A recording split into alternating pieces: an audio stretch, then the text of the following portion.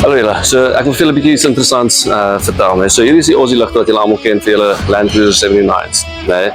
So daar's 'n groot miskonsepsie om te dink almal kom van dieselfde fabriek af. So hierso by Bench 404 doen actually die toetse, nee, waar julle kan sien. Ek gaan julle hierso wys. Hierso is 3 ligte van 3 verskillende suppliers. Ek gaan nou nie die name noem nie, wat presies dieselfde lyk.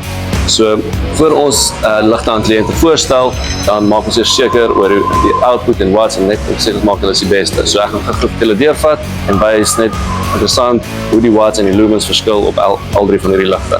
Right. So ek gaan gou begin met die eerste lig van ons eerste supplier af. Ja. So om insit. Okay. RTN 16.6 watts, 1820 lumens. Kyk sy beam pattern. Dis 'n mooi cut-off line. Alright. Hier is ons tweede supplier.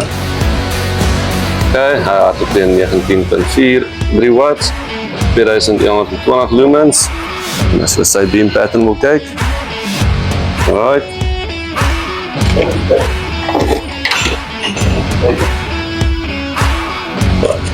Hier is ons derde supplier. Hy gaan teen 22.9 watts, 2500 lumens.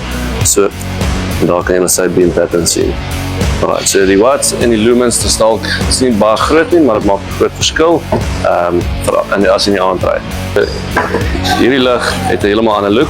Ek bring hom ook maar net in die mix, dat julle ook terwyl ons besig is met toets, dat julle weet wat is die output op hierdie ouetjie.